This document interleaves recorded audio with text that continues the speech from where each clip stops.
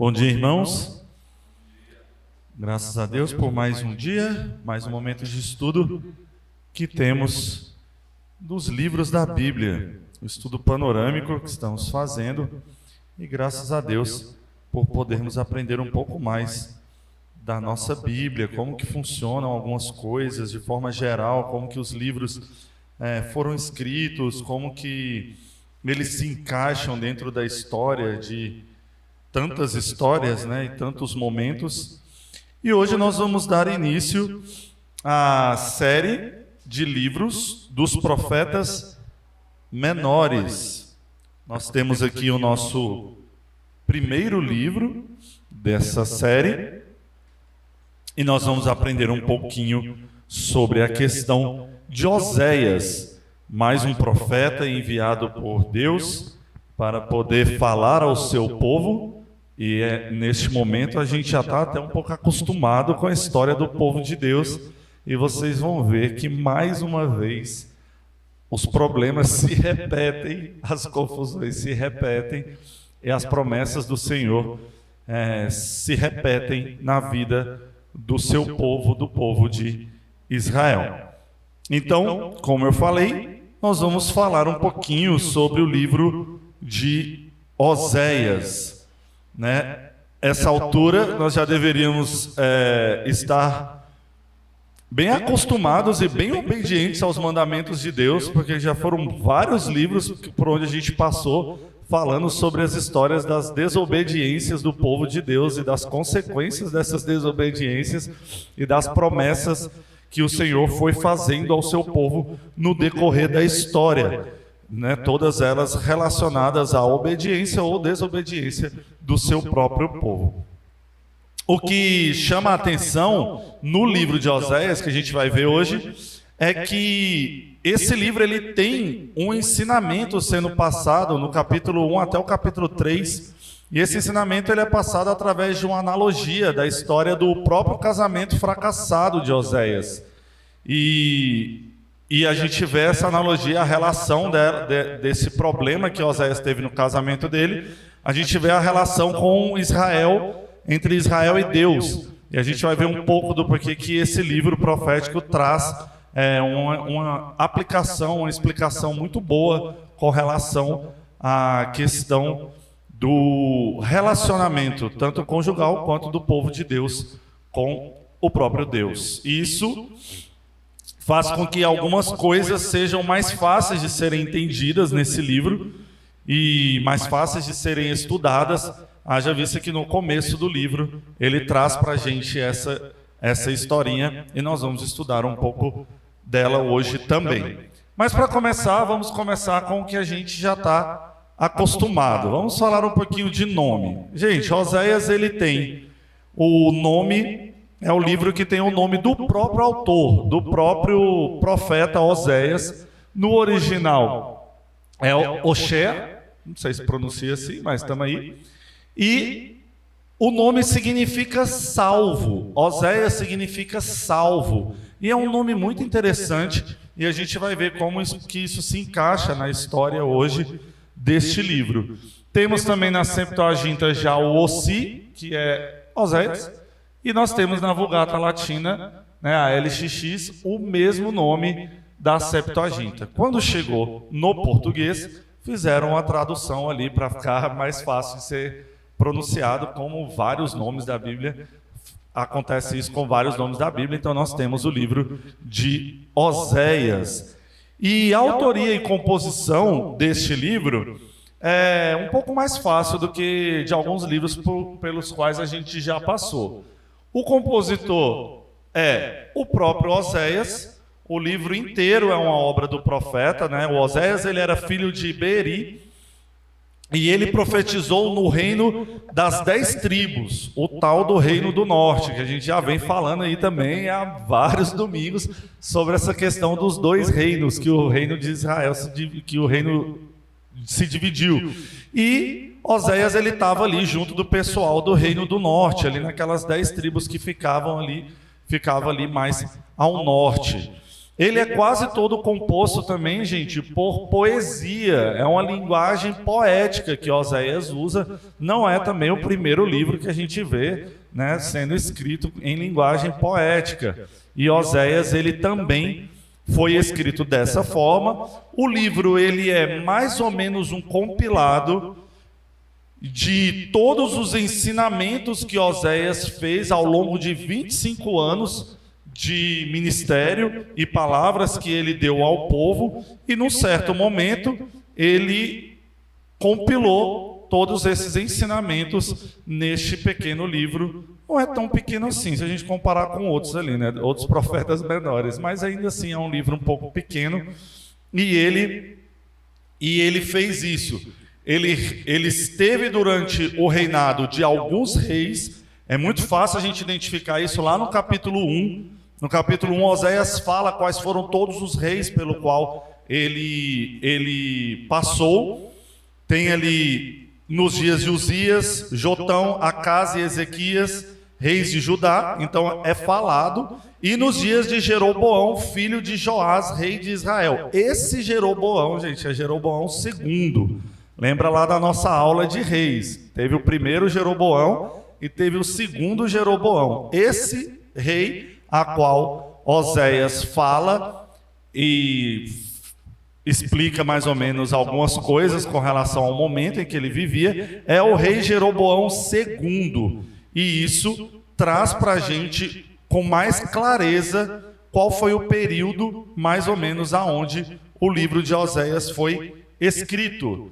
Ele escreveu esse livro no final do reinado de Jeroboão II e ele completou no reinado de Ezequias. E isso dá um período de mais ou menos 715 a.C., né? E ele tem ali uma janela de atuação entre 740 a.C.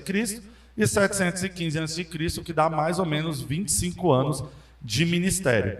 Gente, lembrando que a gente já percebeu também que alguns profetas, eles existiram juntos de outros profetas que a gente tem na Bíblia. Por exemplo, Oséias, ele esteve num período onde, muito provavelmente, ele passou um período ali junto de Isaías, não junto fisicamente, junto no tempo, na história. Então, era mais ou menos no período de Isaías, Oséias também estava.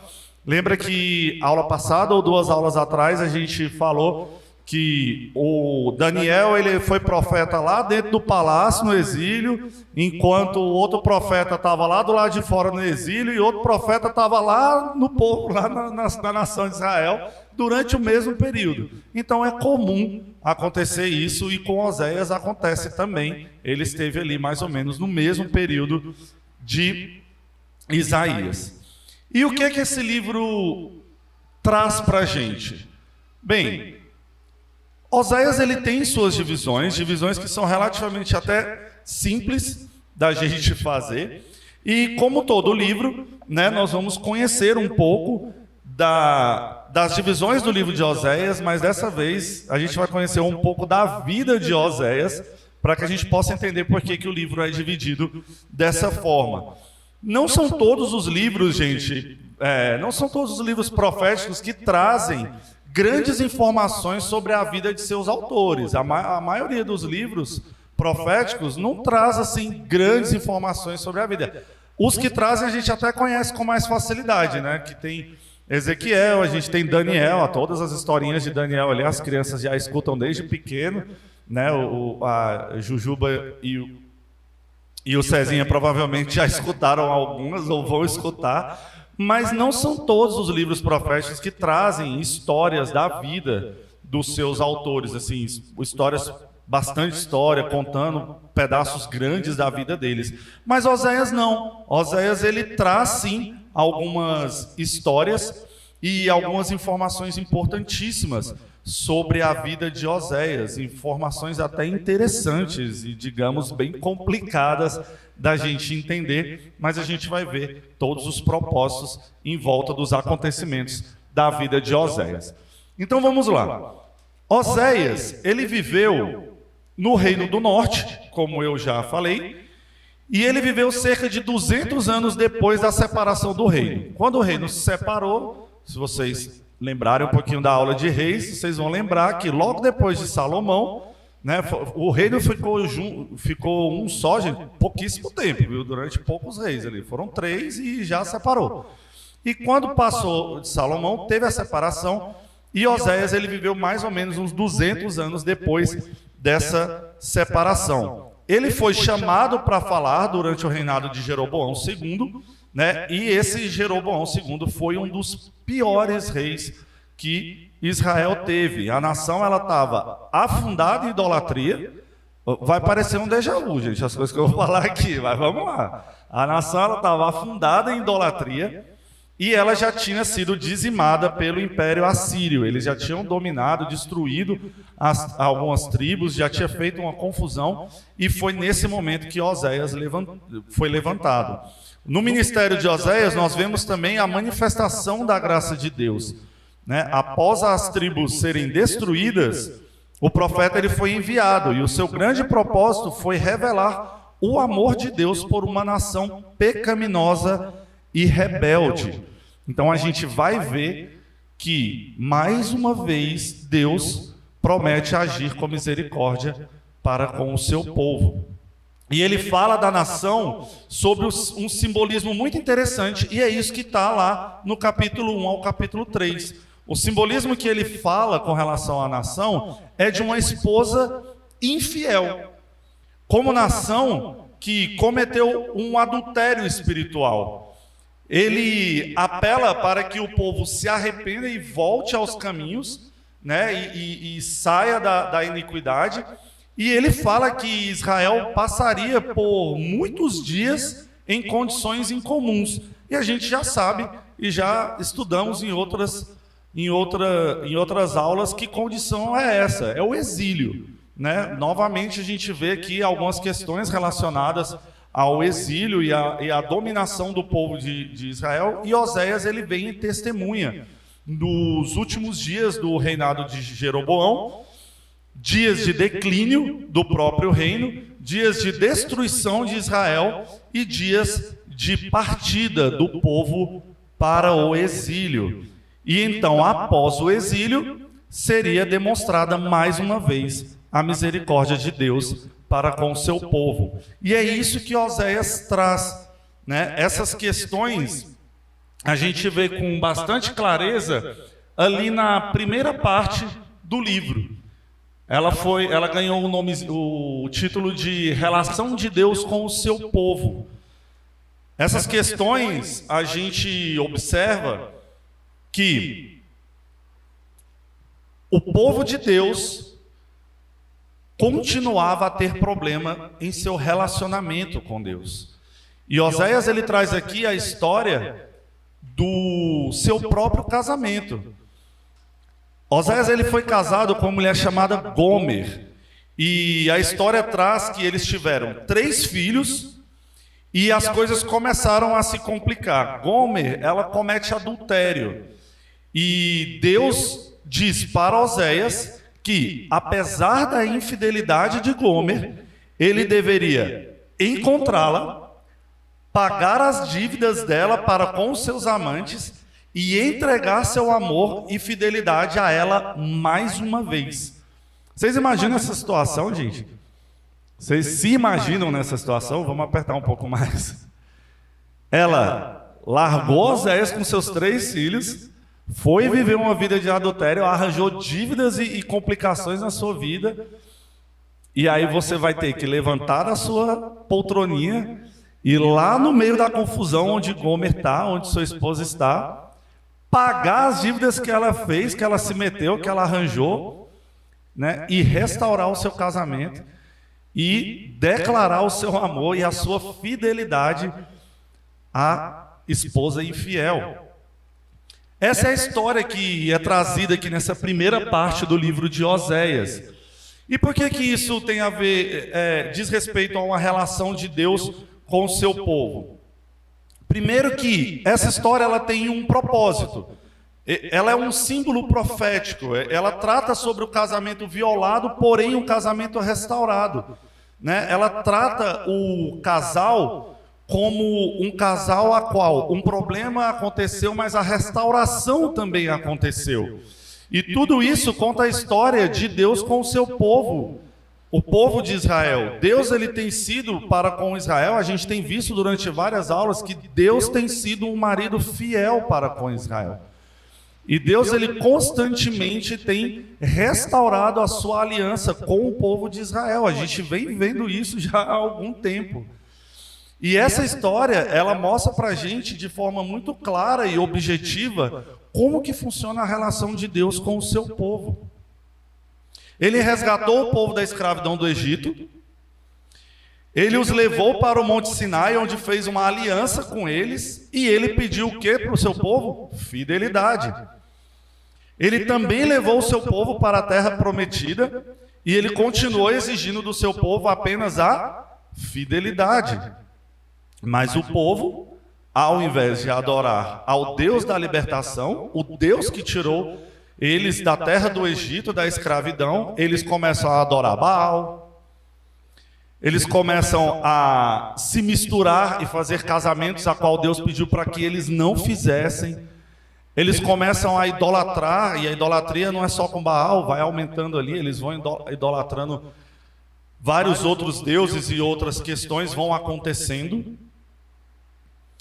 E a aliança deveria ser rompida, deveria ser quebrada, mas Deus não a quebra, mesmo com o povo sendo infiel. E isso é muito interessante.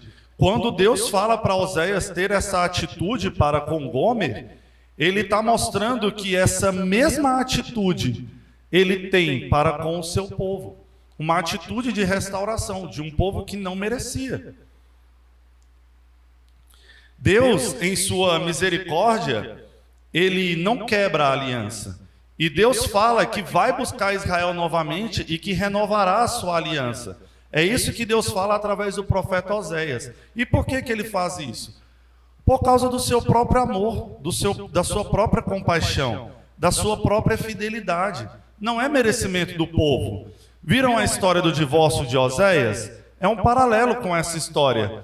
A história, ela é uma história de compaixão e restauração. E as consequências da desobediência? Bem, essas consequências vão acontecer. Antes da restauração chegar, Oséias fala que o castigo virá. Ele explica que a rebelião de Israel não vai ficar por isso mesmo. Eles vão ser derrotados, eles vão para o exílio, mas há esperança. A esperança de uma restauração futura. E Oséias fala isso para o povo e traz isso para o povo. Um dia Israel ele irá se arrepender e voltará para os caminhos de Deus. Oséias ele ainda fala nessa primeira parte do livro, ele profetiza que também virá um novo rei messiânico da linhagem de Davi e que trará bênção ao povo de Deus. E essa parte traz as ideias principais do livro. A ideia de que Israel se rebelou, de que Deus trará consequências severas pela rebelião, mas que o amor e a misericórdia da aliança de Deus são mais poderosos do que o pecado de Israel. Essas são as ideias do livro. Se a gente lê do capítulo 1 até o capítulo 3, e é bem pequeno, até porque o capítulo 3 é minúsculo, tem 5 versículos, a gente vai ter uma ideia clara do que é que o livro de Oséias está tratando, o que ele está falando. E no restante do livro? Bem, do capítulo 4 até o capítulo 14, a gente vai ver um pouquinho o aprofundamento nesses temas que foram levantados na primeira parte. Na segunda parte do livro, nós temos acusações e avisos para Israel, e essa parte ela pode ser subdividida em duas partes, que é o primeiro ciclo profético e o segundo ciclo profético. Está do capítulo 4 ao 11, o primeiro, e do capítulo 12 a 14. Por que tem essa subdivisão? Porque no finalzinho de cada uma dessa divisão existe um pequeno poema de misericórdia de Deus e esperança para o futuro da nação. Então, por causa desses pequenos poemas, a gente vê como um desfecho daquele ciclo. Então, dá para a gente dividir em duas partes, se a gente tiver o final dessas duas partes como conclusões da própria parte. Na primeira parte, nós vamos ver o primeiro ciclo profético. Ele vai tratar de acusações de Deus a Israel sobre a sua deslealdade. A gente vai ver isso lá no capítulo 4. Nós vamos ver que no capítulo 5, Deus está punindo Israel pelo que eles estavam fazendo de errado e pelo que eles já tinham feito de errado. Nós vemos também o chamado de Oséias ao arrependimento e ele é ignorado. Quer dizer, Deus levantou Oséias para falar ao povo, Oséias falou ao povo e o povo fez o que com Oséias? Ignorou. Isso não é diferente dos dias de hoje não, viu gente? Deus ainda tem levantado homens fiéis à sua palavra, que tem trazido a nós, né, exortação e disciplina, e o povo tende a ignorar. E isso é um problema que a gente vê dentro do povo de Deus até os dias de hoje. Aconteceu ali, com Oséias. Ele foi ignorado. Quando chega no capítulo 8 a 10, a gente vê que Deus pune Israel por rejeitá-lo. Olha que interessante. Lá, Deus vai punir Israel. Quando chega ali no capítulo 8 a 10, Deus pune Israel de novo. Dessa vez por causa do quê? Por causa da rejeição, que está no capítulo 7. Deus levantou Oséias, Oséias falou, o povo rejeitou o que Oséias estava falando, que vinha da parte de Deus, e Deus vai punir agora por causa da própria rejeição. E depois a gente vê o amor de Deus por Israel, que ultrapassa a sua desobediência e ultrapassa a sua própria ira. O amor de Deus por Israel ultrapassa a ira que Deus tinha para com os pecados daquele povo. E Deus promete e age com misericórdia na vida do seu povo. Quando a gente pega o capítulo 9 até o capítulo 12 até o 14, a gente vai ver o segundo ciclo profético, onde os pecados de Israel contra Deus são expostos, né? E tem ali um apanhado de, a questão é que vocês cometeram isso, isso, isso e isso, e tem ali um apanhado. Logo depois, Deus se mostra furioso com o seu povo pela desobediência e pelos problemas que aquele povo causava, e aí a gente vê finalmente Israel se arrependendo e sendo abençoado, e a gente tem ali um poeminha bem bonitinho sobre a questão da sabedoria. E aí a gente tem a conclusão das divisões do livro de Oséias. Irmãos, não são apenas esses dois ciclos proféticos que a gente encontra na Bíblia. Não são apenas esses dois pedaços aqui de Oséias que a gente vê na Bíblia, Deus tratando o seu povo com ira e trazendo condenação ao seu povo derivado das desobediências do povo. Esses são apenas dois. A gente já estudou outros aqui, a gente ainda vai estudar mais alguns para frente. Mas a constante na vida do povo em se esquecer da aliança de Deus e se entregar em idolatria, não faz com que o próprio Deus abandone o seu povo. E isso é uma questão interessante. A aliança, ela não seria quebrada. Ela não iria virar pó. E quando a gente está falando da aliança de Deus, nós estamos falando do fato de que o próprio Deus fez essa aliança. O povo por eles mesmos não teriam feito nada para que isso acontecesse. E esse é mais um livro da Bíblia que expõe a desobediência do povo e que o povo precisa que Deus vá ao seu resgate. Oséias ele traz de forma muito clara e bem objetiva a questão de que, o povo não fez nada pela aliança, foi Deus que fez essa aliança. 2, é misericórdia do próprio Deus essa aliança se manter, não se quebrar. E 3, que o povo não vai pedir socorro a Deus. O povo está morto em seus delitos e pecados. Se não é Deus para restaurar a aliança, se não é Deus para buscar, se não é Deus para ir atrás do povo, o povo por si só não consegue fazer nada. E Oséias traz isso na figura lá do casamento dele, como a gente viu.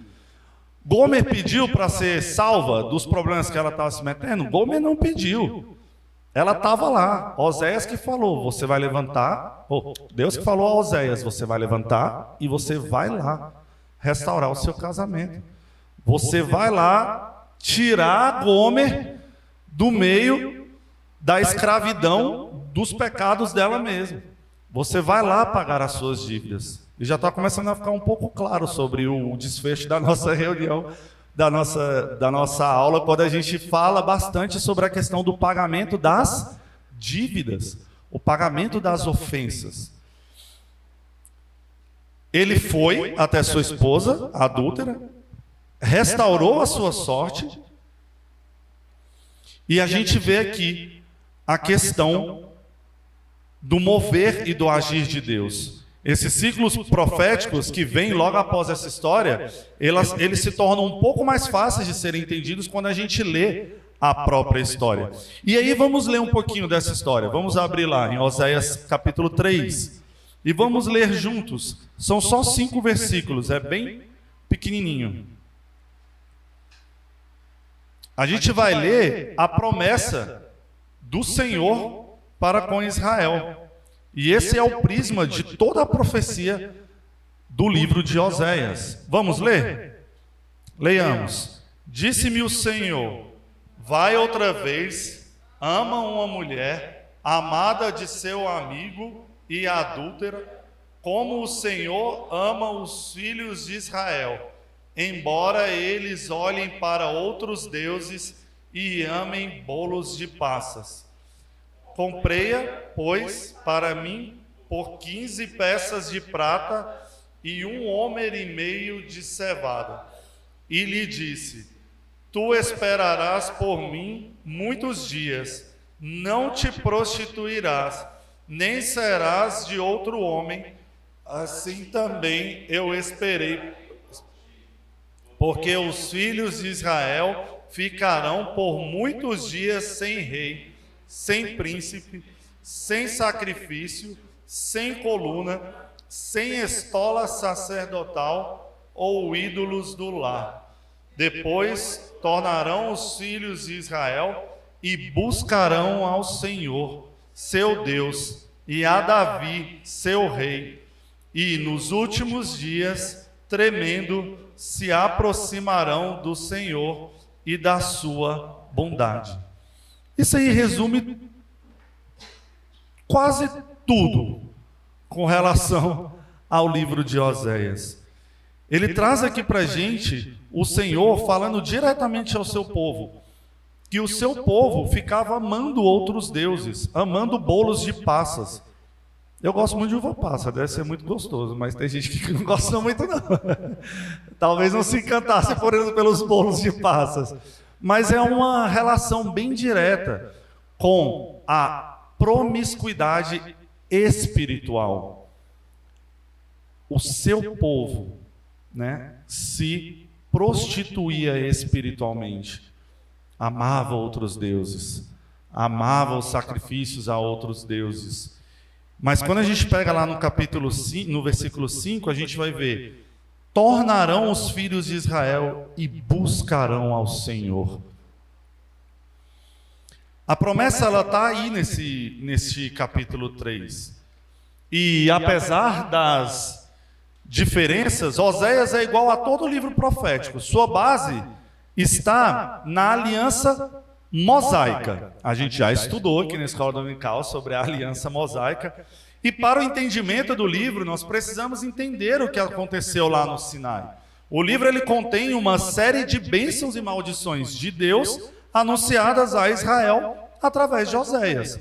Os julgamentos de Oséias têm relação específica com maldições previstas lá no período da aliança, né? Caso o povo se desviasse dos caminhos do Senhor. Lá no período da aliança já tinham, gente, as promessas, as consequências, e Oséias ele traz aqui uma conexão direta com os períodos da aliança. Vamos abrir nossa Bíblia em Oséias 4, versículo 10 e 11. Ouçam com atenção o que está escrito neste trecho. Comerão e não se fartarão, entregar-se-ão à sensualidade. Mas não se multiplicarão, porque ao Senhor deixaram de adorar. A sensualidade, o vinho e o mosto tiram o entendimento. Agora vamos abrir lá em Deuteronômio 32, versículo 24 a 28. Deuteronômio 32, 24 a 28. Se juntar o versículo 24 com 28. Consumidos serão pela fome, devorados pela febre e peste violenta. E contra eles enviarei dentes de feras e ardente peçonha de serpentes do pó. Porque o meu povo é gente falta de conselhos, e neles não há entendimento. Este final do versículo 28, ele casa com o final do versículo 10 de Oséias. Porque ao Senhor deixaram de adorar. Quem deixa de adorar ao Senhor, falta nele o entendimento, o conselho. Está faltando. Para pensar no que você está fazendo de errado, povo de Israel. Porque vocês comerão e não se fartarão. O que está conectado com Deuteronômio 32, 24, onde fala que serão consumidos pela fome. Em Deuteronômio fala, serão consumidos pela fome. Em Oséias fala, comerão e não se fartarão, o que é a mesma coisa. Então, se a gente olha para as profecias de Oséias pelo prisma da aliança mosaica, nós temos um entendimento claro do que está acontecendo e do porquê que aquilo ali está acontecendo. Em ocasiões como esta, Oséias ele é bem explícito sobre o papel da aliança em sua mensagem. Os israelitas sofreram o julgamento devido à quebra da aliança. Não que a aliança se quebrou, gente, mas a quebra deles quebrarem a aliança, deles desobedecerem a Deus, o povo. E a restauração dessa aliança quebrada é ensinada em Oséias na figura do próprio casamento, como a gente já viu. Nós vimos anteriormente o uso do casamento do profeta, que Oséias foi ordenado a se casar com a mulher cuja lealdade representava a infidelidade de Israel em relação a Deus. E a relação entre o casamento humano e a aliança divino-humana, ela foi de tal modo estabelecida que continuou a ser usada nas Escrituras. A relação do casamento, ela foi usada nas Escrituras, e se a gente pega lá no Novo Testamento, a gente vai ver bastante a questão do casamento. Quando a gente pega no Novo Testamento, a gente vê um compromisso de Cristo para com a sua igreja que é tido como um casamento, onde a igreja é a noiva e o nosso Senhor Jesus é o noivo. E a gente vê essa conexão direta com os ensinos do Novo Testamento naquilo que é ensinado aqui em Oséias. E caminhando agora para o Novo Testamento, como a gente já introduziu, nós vemos que existem significativas citações lá no Novo Testamento sobre Oséias. Uma delas é a menção de Paulo em 1 Coríntios 15, 5:5. Vamos abrir lá? 1 Coríntios 15, versículo 25, 5:5. 1 Coríntios 15, versículo 55, onde Paulo cita a profecia de Oséias 13, 14. Eu vou abrir em Oséias e os irmãos vão abrir em 1 Coríntios 15, 5:5. Leiam, por favor.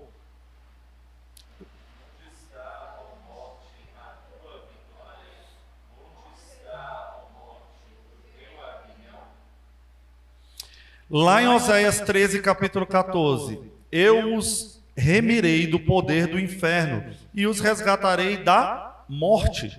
Onde estão, ó morte, as tuas pragas? Onde está, ó inferno, a tua destruição? Meus olhos não veem em mim arrependimento algum. Uma menção clara lá em Coríntios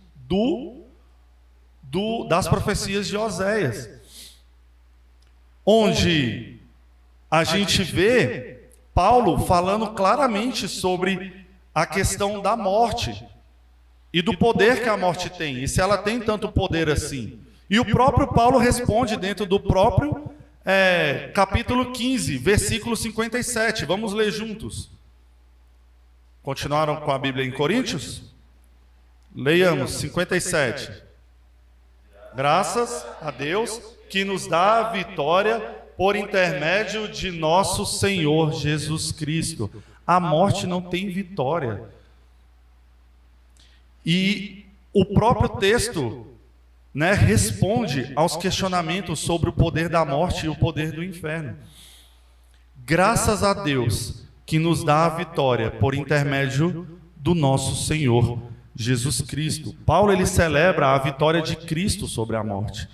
Nós vemos também em Oséias, capítulo 11, versículo 1, que diz que quando Israel era menino, eu o amei, e do Egito chamei meu filho. E lá em Mateus 2, capítulo 15, nós vemos essa profecia se cumprindo, pois fala do retorno de Jesus, de uma breve estadia que ele teve no Egito. E é mais uma menção do Novo Testamento com relação às profecias de Oséias. Essa profecia, essa última do Egito, ela deve ser interpretada à luz de que Jesus, ele era o íntegro Filho de Deus, que, diferente dos israelitas, era obediente ao Pai divino. E aqui a gente vê a grande diferença entre Jesus Cristo e o povo de Israel. O nosso Senhor, o Filho do Deus Altíssimo, ele era obediente ao seu Pai. E o povo de Israel, por vezes, insistia em ser desobediente ao seu Pai. Vemos essa citação e essa profecia, ela tem que falar ao nosso coração. Quando a gente lê o livro de Oséias, a gente tem que entender com muita clareza o quão complicado é sermos adúlteros espiritualmente. O quão complicado é nós sermos desobedientes ao nosso Senhor. Vários profetas, a gente vê ali Jeremias, Ezequiel, eles são citados ali no Novo Testamento, e sempre esses profetas trazem a ideia da aliança divino-humana, refletindo no casamento humano. E quando a gente lê lá em Efésios, capítulo 5, 22, a gente vê com muita clareza como que o casamento é visto e como que essa relação é tida por Deus como algo eterno e que deve ser cuidado e que deve ser obedecido em seus mandamentos. Eu vou ler para os irmãos Efésios 5, 22 a 33. É um pouquinho grande, gente, mas vamos lá. Abram suas Bíblias, Efésios 5, versículo 22 a 23. O lar cristão, marido e mulher. Mulheres, sejam submissas ao próprio marido, como ao Senhor, porque o marido é o cabeça da mulher, como também Cristo é o cabeça da igreja, sendo este mesmo o Salvador do corpo. Como, porém, a igreja está sujeita a Cristo, assim também as mulheres sejam em tudo submissas ao marido. Maridos, amai vossa mulher, como também Cristo amou a igreja e a si mesmo se entregou por ela. Nesses primeiros versículos, vocês conseguem ver a relação do casamento de Oséias com Gomer? Aqui fala que o marido é o cabeça da mulher, como também Cristo é o cabeça, sendo este mesmo o Salvador do corpo. O que Oséias fez com sua mulher como cabeça daquele relacionamento? Ele foi em resgate da sua esposa e salvou o próprio corpo dela, porque ela estava se prostituindo, gente.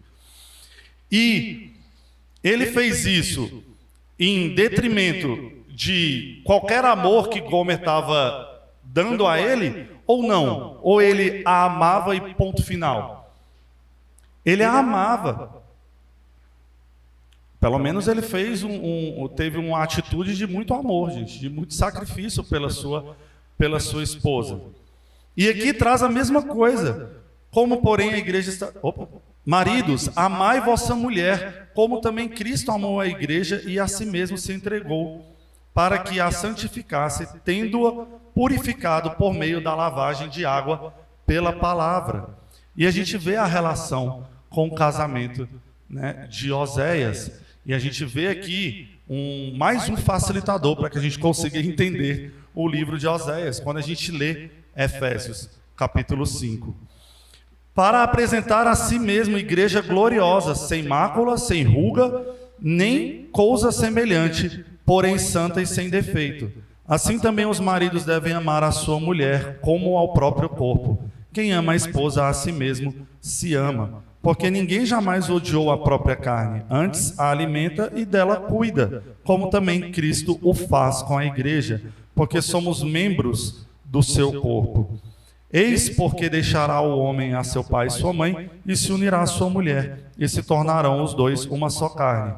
Grande é este mistério, que eu me refiro a Cristo e à igreja.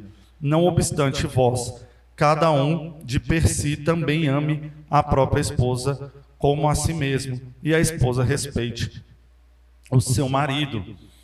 Em Oséias, isso fica muito claro para nós. Deus tem o casamento como uma aliança duradoura. A aliança essa que é vista e personificada na imagem que a Bíblia nos traz de Cristo e sua igreja, a sua noiva. E um dia, nosso noivo ele vai voltar para nos buscar. E devemos viver ansiosos por esse dia. Se a gente pegar lá em Oséias, capítulo 3, como a gente leu, a gente vai ver que tem um momento ali que ele fala, fique aqui, espere, né, porque eu vou voltar.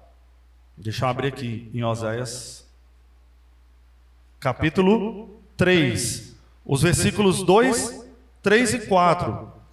Comprei-a, pois, para mim, por 15 peças de prata e 1 homer e meio de cevada. E lhe disse, tu esperarás por mim muitos dias, não te prostituirás, nem serás de outro homem. Assim também eu esperarei por ti, porque os filhos de Israel ficarão por muitos dias sem reis, sem príncipes, e ele segue. Espere por mim, não se prostitua. A nossa vida como igreja é uma vida de espera pelo noivo. E como igreja nós devemos nos manter sadios, separados, puros, não nos prostituindo, não nos entregando à idolatria. E, gente, se entregar à idolatria é muito fácil.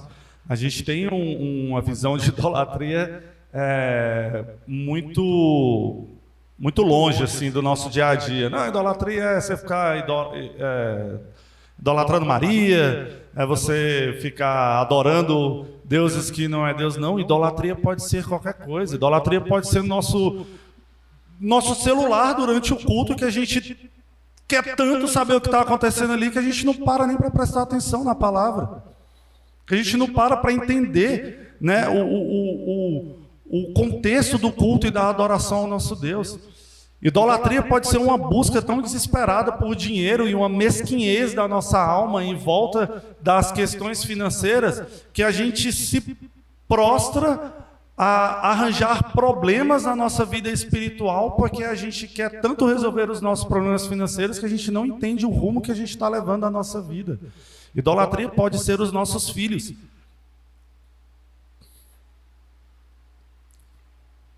Isso é pesado. Porque agora eu sou pai, né? Eu vou ser pai, tá quase. E eu tenho medo de idolatria a filho. Porque é tão fácil para a gente ver aquela criancinha ali e ficar em volta e achar que ela é mais do que o nosso próprio Deus na nossa vida. E a gente vai corrompendo as diretrizes da nossa vida por causa da própria idolatria que a gente tem pelos nossos filhos. O que isso não é fácil de acontecer? É sim, gente. A gente começa a dar desculpa para as coisas de Deus, para não participar das coisas de Deus por causa dos nossos filhos. A gente começa a dar desculpa para os erros do nosso próprio filho, porque a gente não quer corrigir ele. Tudo isso é idolatria. Não, mas ele é assim mesmo, essa é a personalidade dele. A gente vai deixando pecados aflorarem e crescerem na vida dos nossos filhos por causa de uma idolatria que a gente tem com as nossas crianças. Idolatria de trabalhos, a gente já falou, e segue por aí afora. Idolatria. E a Bíblia traz aqui para a gente, Oséias é muito claro com relação a isso. Me esperem, não se prostituam. Me aguardem, eu vou voltar. E quando a gente pega lá em Efésios, é a mesma coisa.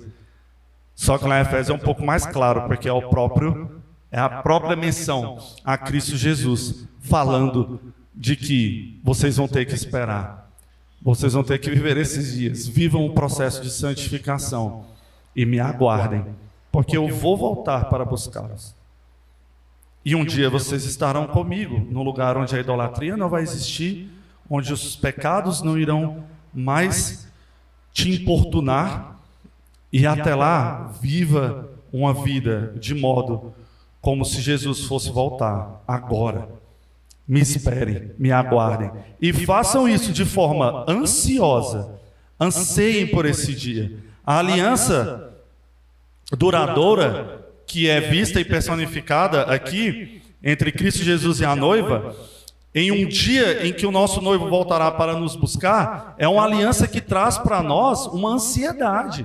Nós devemos viver ansiosos pelo dia em que Cristo irá voltar para nos buscar. Essa é a mensagem de Oséias.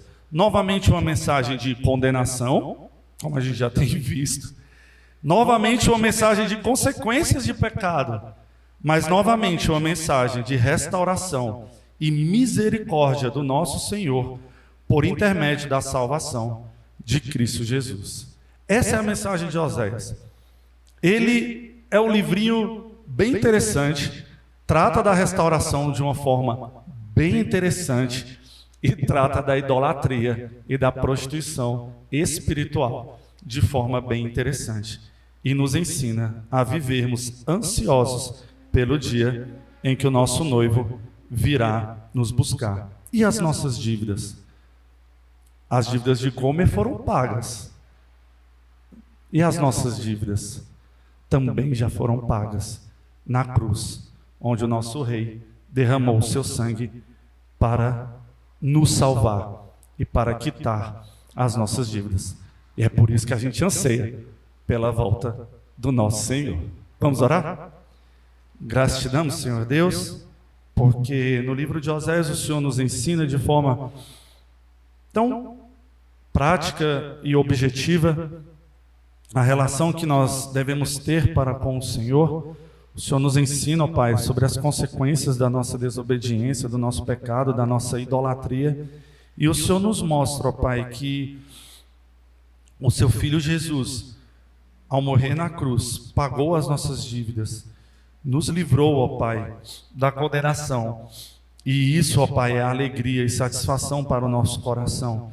E o sentimento, ó Pai, de que um dia estaremos eternamente com o Senhor na glória, sem pecado, sem dificuldades, sem a opressão, ó Pai, dos problemas, faz com que nós nos alegremos dia após dia e nos dá, ó Pai, uma satisfação e um gozo enorme de adorarmos a Ti, a alegria de estarmos reunidos com amigos aqui na igreja, adorando a Ti, a alegria de podermos, ó Pai, dar testemunho e adorar a Ti no nosso trabalho, na nossa escola, e que o Senhor, ó Pai, nos ajude em nosso processo de santificação. Te pedimos que o Senhor não nos abandone, ó Pai, mas esteja conosco dia após dia, pois sem Ti nada somos e não conseguiremos vencer, ó Pai, as dificuldades e os males desse mundo se o Senhor nos abandonar.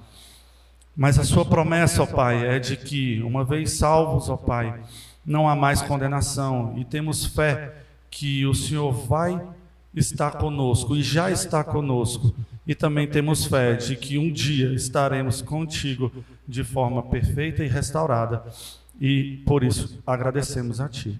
Obrigado por tudo, em nome do Senhor Jesus, amém.